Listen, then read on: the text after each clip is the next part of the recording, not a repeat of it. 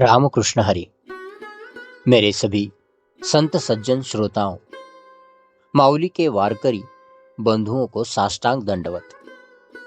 आज हम ज्ञानियों के राजा श्री संत ज्ञानेश्वर माउली के ज्ञानेश्वरी ग्रंथ की पहली और अत्यंत महत्वपूर्ण ओवी पर चिंतन करने जा रहे हैं।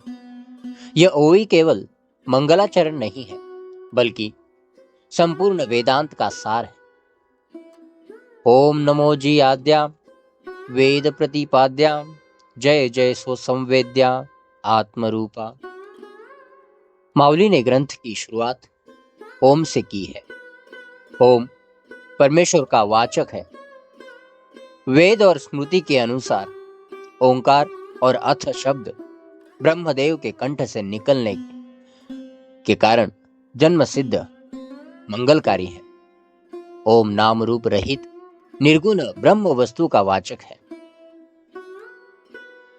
अरुंधति तारा दिखाने के लिए पहले पास का बड़ा तारा दिखाना पड़ता है। वैसे ही सूक्ष्म ब्रह्म को जानने के लिए स्थूल ओंकार का आधार लेना पड़ता है।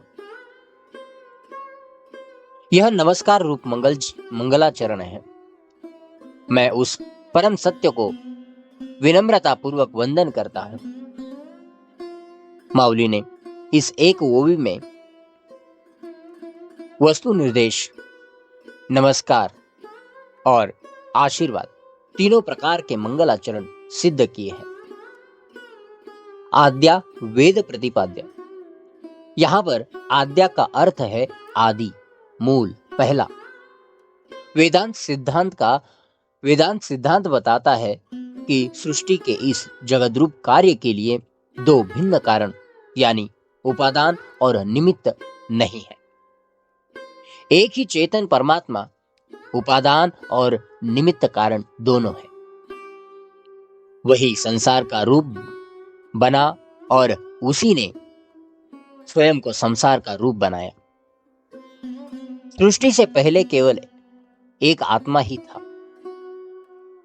माउली आद्या शब्द से इसी अद्वैत सिद्धांत को स्थापित करते हैं। वेद प्रतिपाद्य। वेद, शास्त्र और पुराण जैसे हरिपाठ में चहुवेदी जान कहा गया है।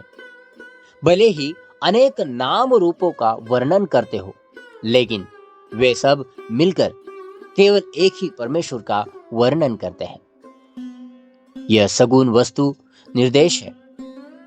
श्रुतियां जिस सच्चिदानंद षड्गुण ऐश्वर्य से युक्त भगवान का वर्णन करती है, वह ऐश्वर्य माया द्वारा सीमित नहीं है, बल्कि आत्म स्वरूप के समान ही अमर्याद है। जय जय स्वसंवेद्या आत्मरूपा। यहां पर स्वसंवेद्या यानी स्वानुभव। यह निर्गुण वस्तु निर्देश है। यह ज्ञान केवल स्वयं के अनुभव यानी आत्मज्ञान से ही जाना जाता है। इसे बुद्धि या तर्क से नहीं जाना जा सकता। आत्मा ज्ञान रूप है और ज्ञान वृत्ति से ही इसे जाना जाता है। आत्मरूपा यह सबसे बड़ा सिद्धांत है। यह परमेश्वर बाहर नहीं है, बल्कि प्रत्येक शरीर में अधिष्ठानभूत चेतन जो आत्मा है वही है। आत्मा और परमात्मा भिन्न नहीं है, एक ही है।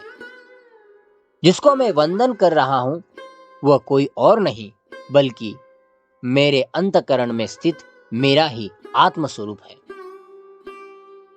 माउली ने इस पहली ओवी से यह सिद्ध किया है कि भगवान अलग नहीं है और मैं अलग नहीं हूं।